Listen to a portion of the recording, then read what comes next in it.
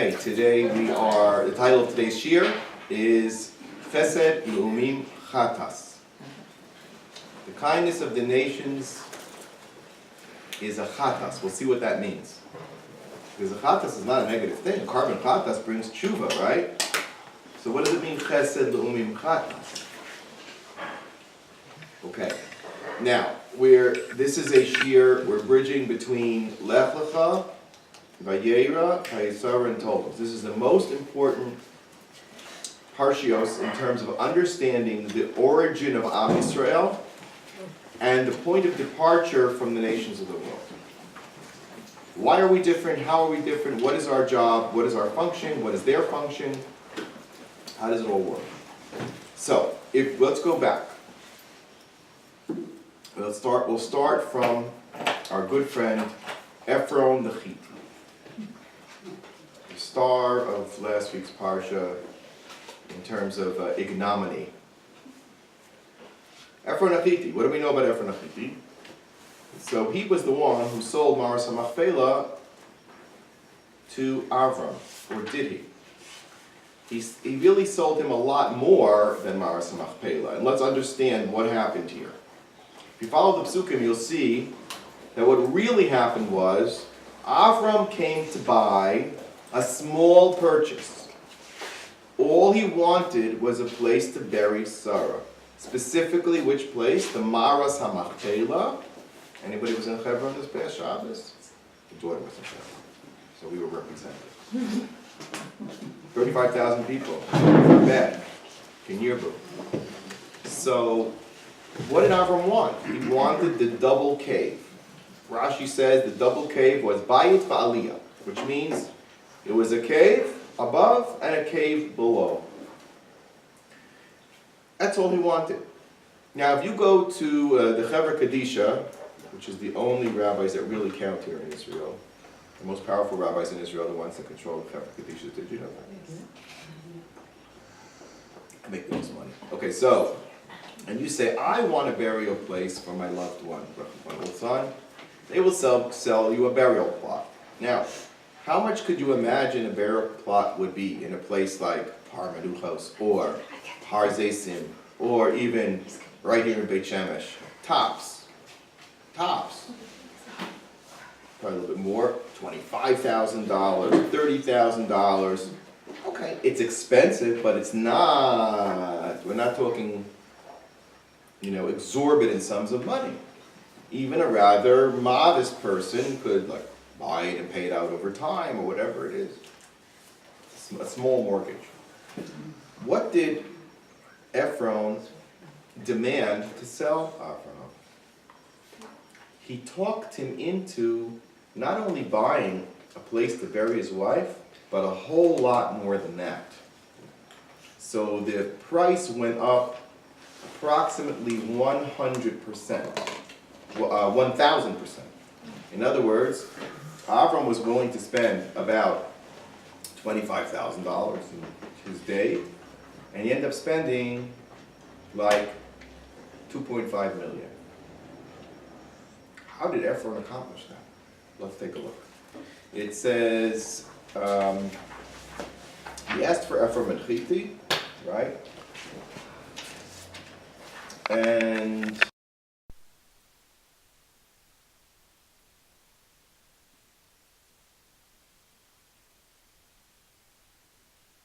for the moment, and he was represented the Chitim.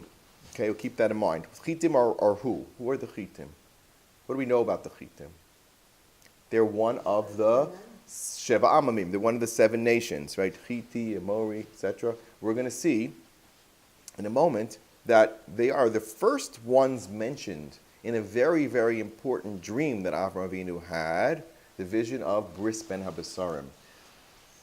They're the first one of the 7 nations that Klal Yisrael began to be Yoresh, starting right now. So what happened here is that the Jewish people started to conquer Eretz Yisrael. The first Yerusha came from the first of the 7 Amamim, which is the Chitim, as we'll see momentarily. So this was a lot more than just the burial plot. It actually was the beginning of a Yerusha in Eretz Yisrael. But Avram, for his part, was happy to have the machpelah. How do we know? He says,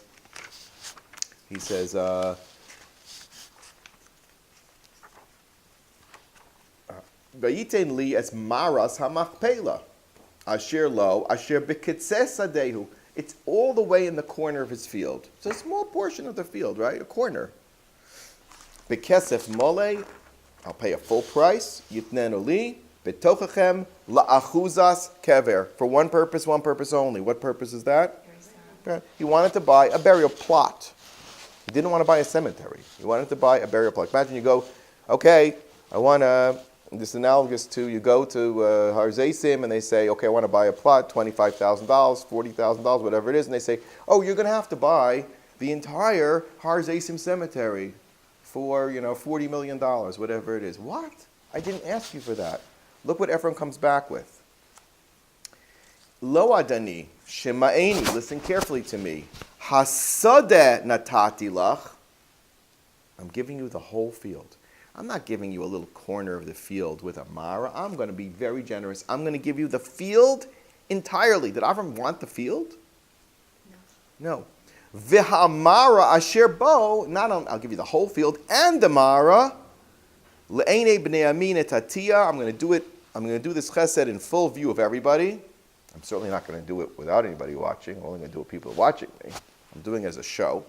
And natatiya lecha kivor meisecha. Hold on. Ephraim just made the deal much wider and larger than it was ever meant to be. Who said anything about a sada? Ephraim did. Okay? And then he goes on. Vayidaber el Ephron, Avram says, Aretz lemor, achimata ashma'eni. So listen carefully. Natati kesef asada. All right, I hear that you want to sell me much more than I came for. Okay, I'll buy the field. I'll be a sport. The Ramban on this says that Avram had a midas chesed. So he didn't do what people normally do, especially in this part of the world, or a smart Jewish businessman. What do? Handle. You handle, right? It's like a mitzvah. It's a sport and it's a mitzvah. Most people think it's a mitzvah. But it's certainly a sport. It's a challenge. Somebody wants to sell you something and you say, nah, that's too much money. I don't want this. I don't need that. I just need this. Why didn't Avram come back with, why are you trying to sell me a field? I only need a little burial plot. I only want the Mara. Normally, any normal person would have come back with that response, right? It's just logical. Avram had a midas chesed. He heard Ephron was wanting to sell him the field. So he says, okay, so I'll buy the field. Say they're fine. That's Avram Avinu.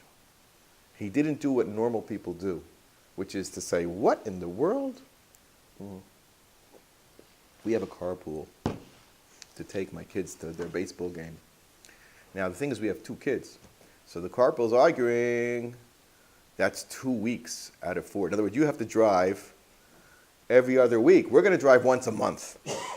And you're going to drive, one second. So I was saying, I'm learning about Chesed. I want to be a Baal Chesed, but the normal instinct is, what are you talking about? I said, we have to go to the carpool dayan. Does 2 kids, and I have a 7-seater, so it's not about space. So I can make a whole din Torah. I'm chayav, I'm not chayav. Avram didn't go in that direction at all. Mocholach, take it. Natati, not only am I saying, take it, but I'm not handling it at all. It's yours. Just whatever you say. Kach mimeni, ve'ekbara es meisi shama. And so Ephron now sneaks in the price. So you would think, all right, well, just give me a normal price. Call the real estate agent, get an appraisal. That's what everybody does, right? You get the shuma, you got to get the appraisal.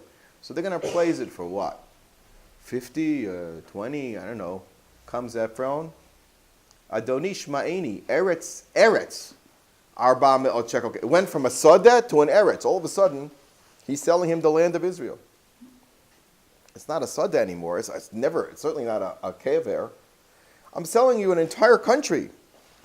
And he gives him the price of an entire country. Arba me'os shekel kesef. According to some, that amount was the equivalent of something like up to $40 million.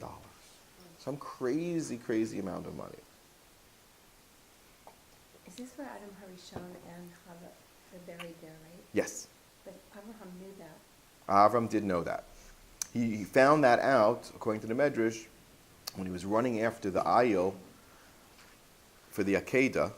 He went to get the ayil, and he ran towards it, and he noticed that there was an entrance to Gan Eden. He had a vision that he was at the portal of Gan Eden. Gan Eden, according to the Kabbalah, has a few openings, a few portals. We call them wormholes.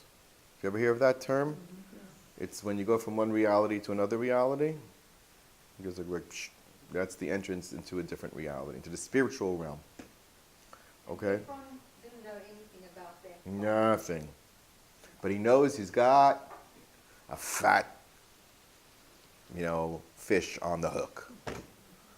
So now he's selling him a whole country for $40 million. Vayishma Avram of Ephron, and Avram listens to him. Vayishkol Avram leEphron es kesef asher diber ba'aznei b'nei chet. Arba me'od shekel kesef over l'socher. Now look what happened. Look what happens here. It says Vayakam sedei Ephron asher b'machpelah. 1 second. It should have said what? Vayakam means it went up because Rashi says Tekuma Haisalah. It went from the hands of a nobody to the hands of the Melech. Now remember, Melech is in charge of a country, right? You're usually a Melech. I'm the Melech of the burial plot. No, nobody's a Melech over a burial plot. You're the Melech over a country. So he purchased this country. It says, Vayakam stay Ephron asher b'machpelah. The Sada was in the cave? Or the cave was in the Sada? Does that make any sense? Machpelah means that was multiplied many times in its value. The Sada was b'machpelah, meaning it was so doubly, triply, 1,000 times ripped off. It was a Sada asher b'machpelah. Now the Torah here has three mysterious words. Asher lifnei mamre. Now where did Avram live? Be'elonei mamre, right? So it turns out that this was next door to Avram's house. Now, do you need the house next door if you've got a perfectly fine house over here? So not only was it tremendously overpriced, unfathomable amount of money, but he didn't need it at all. Because it was all Pnei Mamre. One thing if you say, okay, I need a convenient, let's move here because I want to be near the burial place, the loved ones they want to be close by to where the person is buried. That was the custom. You're buried on the homestead, so maybe we'll make it a new homestead. He lived 1 second away.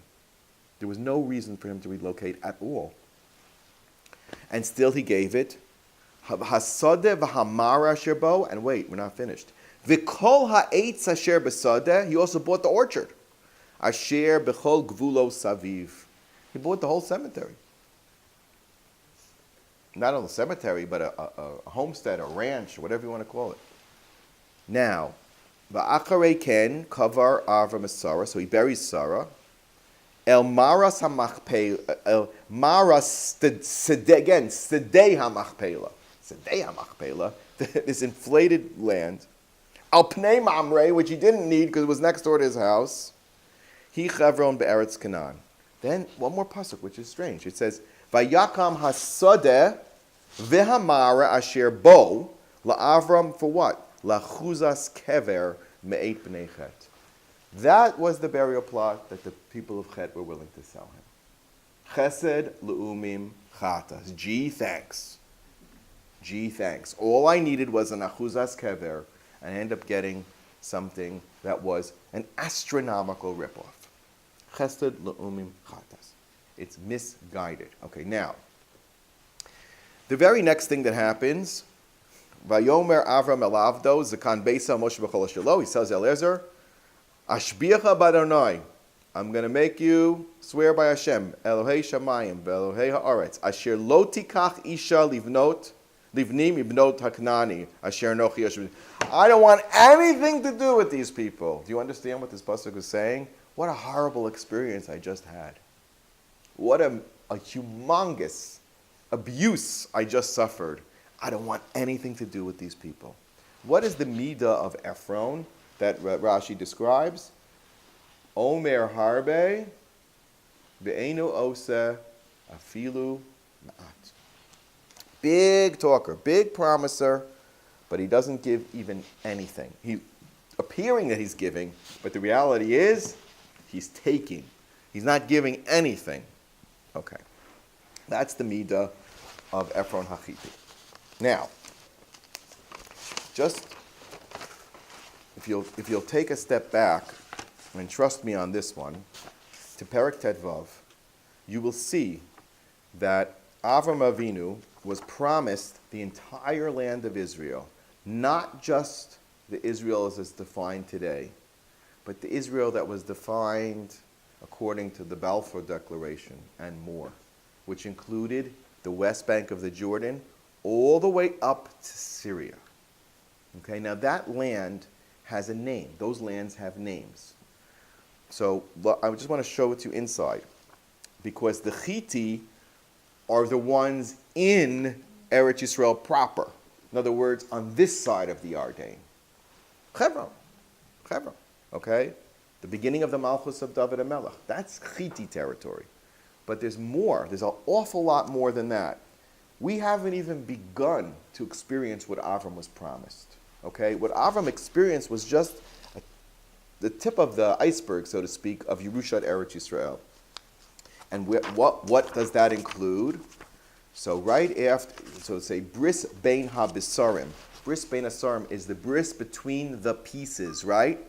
What is that? When you say something is more than one piece, it's kefel, just like machpelah. You understand? He is getting the full inheritance of Am Yisrael. And this is what it says. By Yomahu, by bris bein ha-bisarim, Karas Hashem es Avram bris lemor lizaracha natati. I already gave it. Es haaretz hazos, from where to where? Minahar Mitzrayim, which could be as far as the Nile, okay, but certainly well past Gaza, and Ad hanahara gadol nahar pras, until the Euphrates River. Where does the Euphrates River start? You know where it starts? It starts up in Syria, near Iraq. North. It's northeast. You go from Eretz Yisrael, right? That's the Fertile Crescent, Mesopotamia, right? You're going up towards the borders of the areas that are Syria, Iraq. And where does Nahar Pras end, by the way? It dumps out into the Persian Gulf. It's the border between Iran and Iraq. Now, you could argue that when it says Nahar Gadol Nahar Pras, it doesn't mean the bottom of the Pras, it just means the top of the Pras. But you could also say, no, it's an all-inclusive territory, which means the entire Iraq is Yerushas Avraham. It's all ours. Now, what is that land called? So, and who is in this land? It's called Eshakeni. It's just you have to write down. The 10 nations are Keni, Kenizi, Kadmoni. Keni, Kenizi, and Kadmoni. Vetachiti, because the first three are on the other side of the Jordan. Chiti is in Eretz Yisrael, and there are 7 nations, and their names are Chiti, Perizi, Rephaim, which includes the land of Og, okay, which is right over the Jordan, right? And it's what we would call Bashan, Golan, whatever you want to call it. Ve'es Ha'imori, Knani, Girgashi, and the final one is Yevusi. Anybody know why the final one would be Yevusi? Where is Yevus? Where's Yevus's territory? Harabait, exactly. And who bought the plot, much like Avram bought, and then Yaacov bought Shechem, and then David buys Yerushalayim from who? From Aaron HaYevusi. They couldn't dislodge the Yevusim. Only David HaMelech did. David and Yoav had a miraculous battle. So you see, Yevus is really connected to Malchus. It's the last one. But the first one was the Chiti. Okay, so now, on a deeper level, Here's what's going on. The three nations on the other side are three very familiar friends. They represent the lands of Ammon, Moab, and Edom. Our good friends Lot's two children, Ammon and Moab, and then the land of Edom. That takes you basically on the Aver HaYarden from north to south, all the way down from top to bottom, includes Jordan, all that area down to the bottom of Jordan. But Og's land is even higher than that. All of that. But we don't get it till the end. The very end, that's when we're going to have it. When did we have it? Just once we had it, really. We only had it really one time. And you know when that was? In the time of Shlomo HaMelech. The Malchus Shlomo, which extended all the way out, was a taste of things to come. But we're going to have all of that stuff, which is why Hashem's clearing it out right now. You know, you have to evict the tenants before you can, build this. You have the old tenements, you got to evict them, and you got to relocate them, and then you can build the high-risers. And that's what's going on. I heard that's what they're doing in Beit Shemesh, in the old Shkunat Bialik, right? They're getting rid of all the tenements, and they're going to build who knows what. Are they talking about putting a rail line from Syria and from Iran? Some preparation for us? What Iran is doing, well, again, it goes into this is a bigger picture, but what Iran is really doing, it's being orchestrated by Hashem so that the whole thing is going to be transferred to us. Their hostility towards us is actually their greatest favor, because the hostility that they're creating is going to result in the evacuation, ultimately, of all those lands, and Israel will eventually control it, but only in the times of Mashiach. They should come speedily in our day. And we don't know anything, we don't forecast, but basically this is what's being put into place.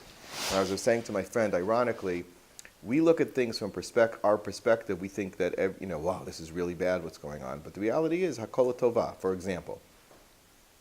What's the greatest, as people say, the fact that there's terrorists in Gaza and Hamas is such a terrible thing. Really? Is it such a terrible thing?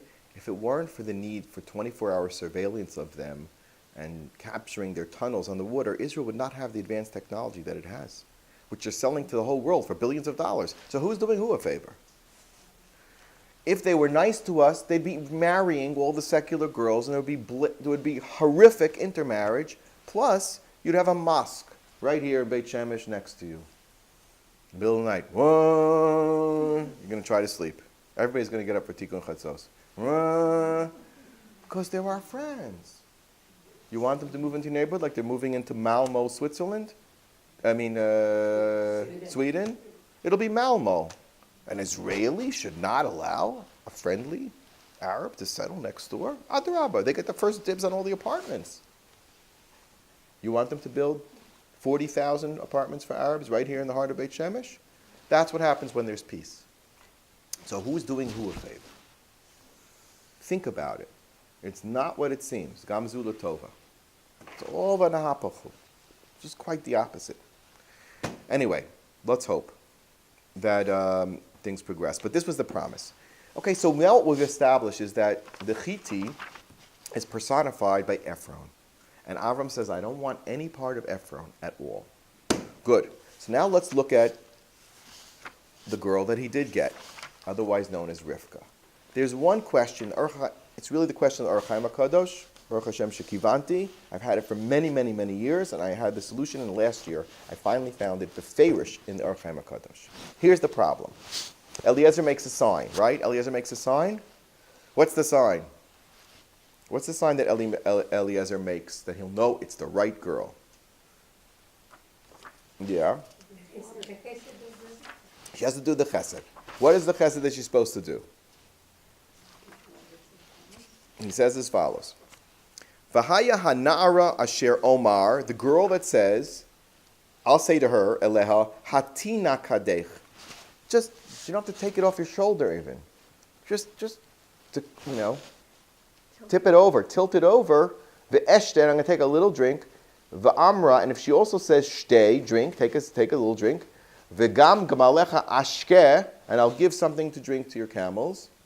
Oso achach l'abdachol Yitzchak. That's it. Done. First thing happens, Vayihi hu terem kilo dab. He didn't put the words out of his mouth. V'hine Rivka yotzeis asher Yulda lebituel ben Milka asher Eishes Nachor achi Avram. She's the perfect candidate. She's from the right family, everything. Vakada al shichma. Now she's got one kad on her shoulder. How old is she? 3. According to Rashi, 3 years old. Even if she was a big 3, like in those days. Okay, so she's as big as a 10-year-old. Let's give her that. Fine. 10-year-old girl. Vanara tovat mareh ma'od betu levi shel yidala. She's pure. She's beautiful. She has the alamilas. V'teired ha'ayna, and she's going down to the well. V'tabala kada v'ta'al. She fills up her cod and she's done. V'yarat ha'eved l'krasa. He says, this is a great opportunity. He runs to her and he even lowers the bar. How does he lower the bar? What did he say that she's got to do? She says, shetei, drink. Now, drink means, some say Eliezer was Og Melech HaBashan. Did you know that? In Midrashim. He's a pretty big guy. So even to give him a drink is a lot. He says, let's make this simple. Hagmi'ina ma'at mayim mikabech. I don't want like a drink that is going to be, give me like this nice mug of water. Give me a tiny sip. And you won. You got it. He lowers the bar. Ma'at mayim, he says, from the cod. Meaning, don't have to go back to the well. Just whatever you've got. Just give me a little bit of what you have. Now, that's not even a very, how shall I say, a very typical person would be inclined to do that. What does she say? Vatomer shesei adoni. Drink, my master. No, don't take a sip. Drink. Vatimaher vatored akad al yadav tashkeu. She lowers the cod and she gives him. Vatechal hashkoto. She finishes giving him to drink. Vatomer gam legamalecha eshav ad im kilu lishtot. I'm gonna give the camels to drink too. Vatimaher, and she goes. Vatishav lechog malav, and she's giving. So did she do what she was supposed to do, and more? Yes. So why the next pasuk? It says Va'ish mishta'el la macharish ladat hahitzliach Hashem darkoim lo. He couldn't figure out whether he was successful or not. One does not have to be Einstein to figure out that he was successful, right? What is he wondering about? What is he upset about? Then what happens? Next pasuk. Vayihi kashir kilu hagmalim lishtos. As soon as the camels finish drinking, vayikach ha'ish nezem zahav beka mishkalo shnei tzmidim. He gives her the money. He gives her kesef kedushin, and not just stam kesef kedushin. Rashi says, beka is a remez to the shekel hakodesh that the Jewish people are going to give. Shnei tzmidim is a remez to the luchos. Asara zahav mishkalim is remez laseres hadibros. He gave her the Torah. He gave her the whole thing. He says, you won. 1 second. 1 minute ago, you didn't know if she was the right girl or not. And now you're telling me that she's the one. What happened? What happened in the interim? What happened between Pasuk Chaf Aleph, Ha'ish Mishta'ela, to you get the Dibros? As my friend used to say, hook, line, and luchos. You get it, hook, line, and luchos. What happened? Okay. So now we have to understand at a deeper level. What threw Eliezer into doubt is that she overpromised. She promised something that is almost a superhuman feat. She said, Gam l'gmalecha eshav. I'm going back to the well. I'm not just you only wanted from a little bit. Adim kilu lishtot. I'm going to make sure the camels drink until they've had their fill. Rashi says, Dei sipukan. How much does a camel drink that's just gone, 500 kilometers in the desert? How much is a camel? How many camels were there? 10. For Sheva Brachos. That's what they say. Because it was a shidduch. He gave her kesef kedushin. The same kesef kedushin that Hashem gives to the Jewish people, which are the Aseres HaDibros. That was the remez. This shidduch is a shidduch in microcosm. This is the shidduch of the Torah, because this is for Yitzchak. And out of this is going to come Yaakov Avinu. We'll have the 12 Shvatim who are going to receive the Torah. This is it. But she made a huge promise. Okay, now I can't even compute in scientific terms how many liters or gallons that might be. How many gallons does a camel drink? Yeah. This was a miraculous event that the waters rose. She didn't do anything. Well, that was on the first swipe. He saw that the water went up to her. But even if the water went up to her, how exhausted are you going to be to run back and forth from the well to the feeding trough to give drink to 10 thirsty camels? How many times are you going to have to go back and forth? 100? 1,000? Even if the water comes up, and Kal V'chomer if it doesn't, because we don't see that it did the second time around. Only when Eliezer was observing her. Maybe it did, maybe it didn't, but there's no guarantee that it did. So then what? So the pasuk says, she's going to be one of those girls, one of those Ephron girls, one of those Chiti girls. Notice Chiti is the same idea as Chet. Chesed, Leumim, Chatas. What does that mean? Chet is an arrow. Did you know the Chet is a target? When you do an Aveira, it's called you did a Chet, which means you're off target. It doesn't mean your intentions were bad. You might have had good intentions, but you were misguided. Like your misguided arrow. Instead of hitting the proper target, it goes somewhere else and does damage wherever it wasn't meant to be. Chesed, Leumim, Chatas. All of the chesed of the nations of the world is generally misguided chesed. It's chesed that is, what do you mean misguided? The arrow is supposed to go where? Outward or towards you? Outward. Chet means it hit the wrong target. It's towards you. Looks like you're giving chesed, but boomerang, the arrow's coming back towards you. That's what it means, chesed leumim chatas. It's always self-serving. To look good, to sound good, to pretend, and to get glory. But do you really care about the other person and their needs? Not a whit. Not a whit. If you really did care, you'd act a lot differently. Your chesed would look a lot different. You would actually go out and find places that need stuff and fulfill it. As opposed to when you have some agenda that's being served by pretending to be generous. Gee, does that sound familiar, everybody? Do I have to make the connection for you? We must build in Gaza kindergartens. The poor children, they need education. What education are they getting? What's the curriculum? Terrorists. And what's underneath the basement? Chesed Leumim Chatas. We have the humanitarian crossings. We have to send them materials that can build homes. They have to have a roof over their head. And what is the cement going for? Terror tunnels. Chesed Leumim Chatas. We must give millions and millions of dollars to support their economy. Where does the money go to? To build rockets and weapons to be turned against us. That is an example of Chesed Leumim Chatas. Okay? It's misguided.